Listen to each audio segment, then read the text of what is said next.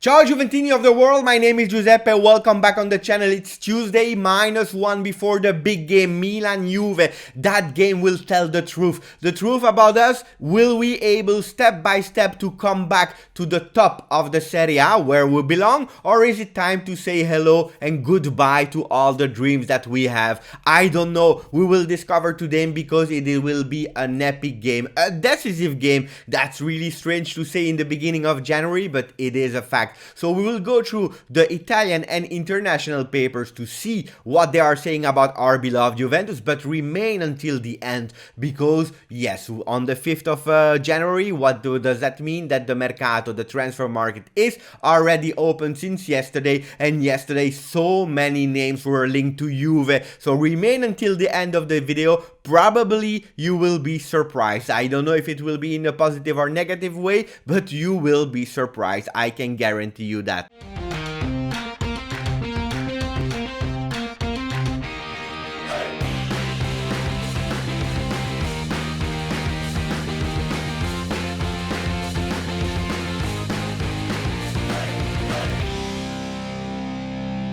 Before going into all the news, because we have a lot as I told you, I want to speak about the fact that I want to celebrate together with you my way to the semi-final of Twitch for Pitch. Remember, Pitch for Twitch, I'm sorry, the contest of Juventus that I'm participating in. We were a lot of participants, then there was a quiz, we were 16th. We had to comment also a classic game yesterday. We were 8 and we had to comment about a subject, a topic. I had to speak about the 4 amazing years of Juve between 14 and 18, and I made it. I made it to the semi-final, guys, and this is thanks to you also for all the support that you are giving me. So I want to thank you again because I told you I will bring you with me into that journey. We will see how far I will go. Semi-final. We didn't win nothing yet, but it's quite fine to be in the last 4. And then we start with, unfortunately, we start with bad news, because when we see that picture, official picture of Juventus, we know that something will happen, and Juventus said positività calciatore della prima squadra. A first team player is positive to COVID, and then you open, what do you see? That Sandro is positive to COVID-19. We played, do you remember, on Sunday? Alexandro was playing there, he was celebrating the goals with his friends, he took the showers with them, he was in the locker room. So let's see if there will be more players positive to COVID. I don't know. At the moment, no, Juventus is doing all the necessary things to isolate Alexandro and to do tests to other players. Let's see. This is a real bad news one day before Milan. A lot of people were saying maybe we have to do like Napoli and not go to Milan, not play. Guys, this is not stile Juve. We will go there and we will try to fight as hard as we can. What about Alexandro? He played 83 minutes on Sunday. We know it. He celebrated with them. 5 players have already been tested positive to COVID since the beginning of this unfortunate pandemic. We speak about Rugani, Dybala, Matuidi, Ronaldo, McKennie, and now we have Alexandro. Guys, this is a really bad news. We know it. It is what it is. We have to live with it. From one day to another, everything can change. Corriere dello Sport is also speaking about that because they are saying Juve paura COVID. Juve is scared because of the COVID. Guys, I am a Juventino. I know it's something that I'm a bit worried about, but I'm not scared at all. So Corriere dello Sport, as a Juventino, I am not scared about that news. We will try to do the best we can. Do we put Danilo to the left side? Let's see what will happen. Thankfully, Quadrado will be back. And then we go to the other news of the day because Gazzetta dello Sport is speaking about that big match, Milan-Juve. They are speaking about it with 2 beautiful pictures of Romagnoli, if I'm not wrong, and then Cristiano Ronaldo. Game is on fire. And then we also see Quagliarella in the left bottom corner, really small. We will speak about Mercato and Quagliarella. Guys, please don't forget to subscribe to the channel. This supports me a lot, and put a maximum of like. I know if I'm not asking you, you are not doing it by yourself, so put put a maximum of like Morata, it's nearly confirmed that he will not be there. I anticipated you this news. Unfortunately, yesterday I couldn't do the video because I had so many work, but Morata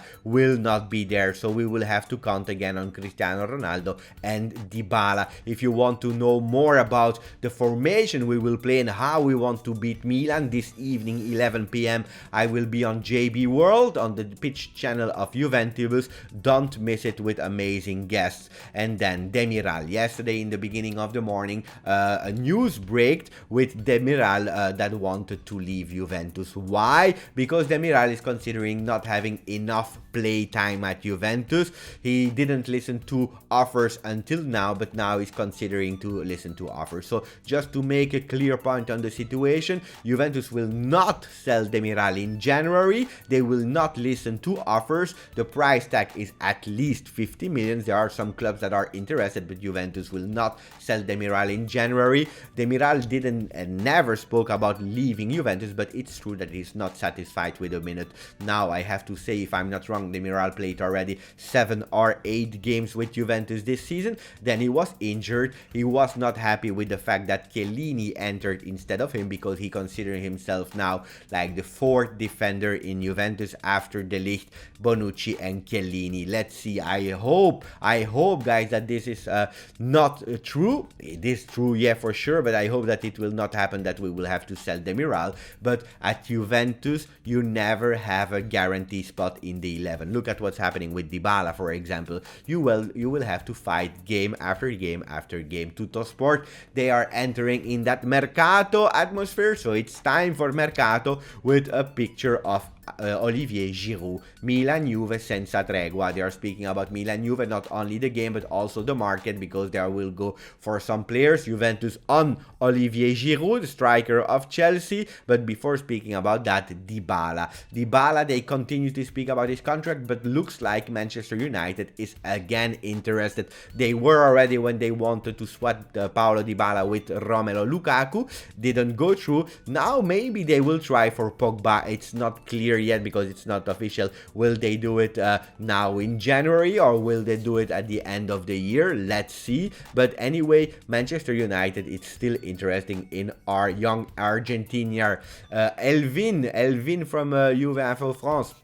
Juve Fan Info France yesterday was reporting the words of Di Marzio that Bernardeschi is linked with Hertha Berlino in Germany, the Bundesliga. They are still interested in him, but looks like Juventus is really interested in Papu Gomez, something that a few days ago I was not even taking into consideration. Apparently Juventus is the only club that really started to do negotiation for Papu Gomez, inserting Federico Bernardeschi. One of the problems can be that Bernardeschi has a more higher value than Papu Gomez, and also the salary is higher. So will Atalanta accept or not? At the moment I still don't believe in it, but Juve looks like they are looking for an alternative for Ramsey. Why not Papu Gomez? And then Juve Giroud avanti, Rovella ai dettagli. Juve Giroud, we go forward, so we continue, and then Rovella details. Why? Because we spoke about the midfielder that is really close to Juve, will remain at Genoa until the end of the season.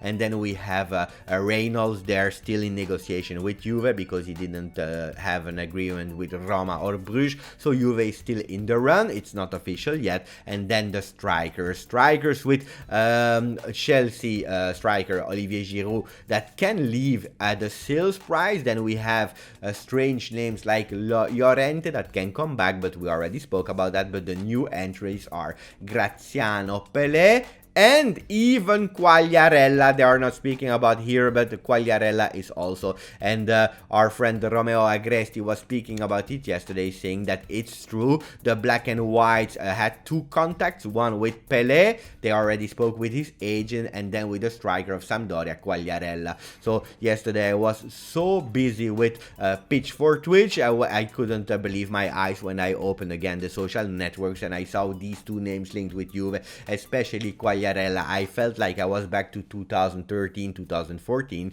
Guys, we just celebrated 2021. I don't know. On the other hand, and I'm finishing the news, guys, speaking about Pelle, speaking about about Quagliarella, I have to say that we are not looking for a starter. We are looking for a fourth striker to be on the bench and probably play 4 or 5 games until the end of the season, if really it's necessary, like we had now with Morata injured. So I would not mind too much about the strikers. Whatever you bring me, I will say okay, it's fine, because we know that it's a really low cost striker Mercato, but go all in for the midfielder. This is what we need. And I don't have the article here, but I was reading this morning also that Rabiot, if there is an offer, he could even leave Juventus. I finish because we were speaking so much about Pelle, about the last news. Another Pelle, the Brazilian Pelle, the old Pelle, that yesterday he updated his Instagram bio saying that leading goal scorer of all times with 1,283 goals. After being actually surpassed by Cristiano Ronaldo, he didn't really accept it. With a childish behavior, he updated his Instagram. Guys, I believe that you are nearly 60, 70, 80, 90, 100 years old. I don't know exactly, but just accept that Cristiano Ronaldo surpassed you and that you are not first. You could have changed it before.